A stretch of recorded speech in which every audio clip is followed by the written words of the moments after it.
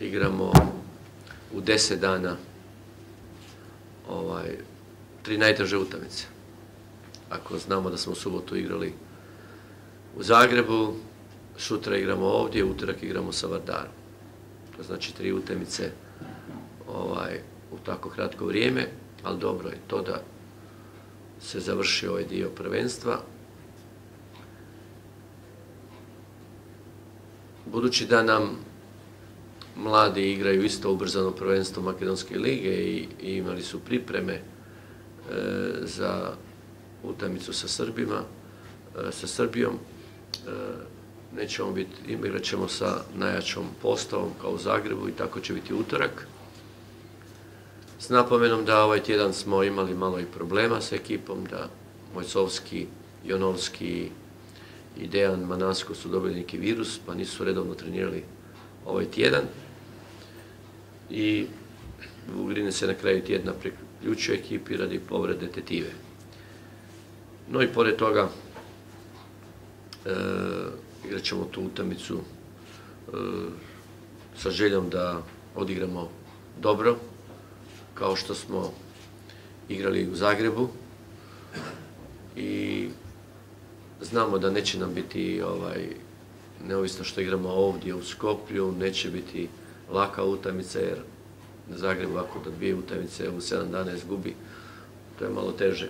Znači oni će se potruditi isto, a to je dobro za gledatelje, da ćemo imati i zanimljivu utakmicu.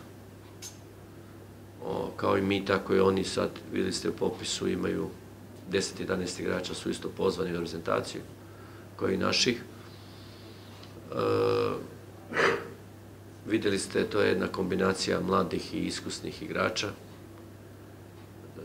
gdje posebno notu igra i Tonči Valčić i Horvat, pa i Josip Lančić u 28 godina. Tako da očekujem jednu tvrdu utakmicu. Tamo smo jako dobro riješili, ako ste primijetili, obranom 6-0, koja je dobro neutralizirala 2 njihova glavna šutera, Mandalinića i Stepančića. Sigurno da je to jedan od važnih zadataka koje ćemo imati sutra. U napadu smo u Zagrebu bili jako mudri, strpljivi, tako da smo dali dosta golova, 30 golova, primili smo 25 i mislim da smo imali jako dobar pozicijski napad na sve njihove obrane koji su mijenjali u toku utakmice. Sutra nas očekuje veoma bitna, ja bih rekao, utakmica sa Zagrebom, u kojoj bi trebali ponoviti kao prvo pristup koji smo imali prošli tjedan. Pristup je bio veoma agresivan i odigrali smo stvarno obranu na nivou i ja mislim da smo tu pobjedili utakmicu i mislim da bi sutra u istoj stvari treba biti ključ, a ako ponudimo taj pristup i obranu, ja mislim da bi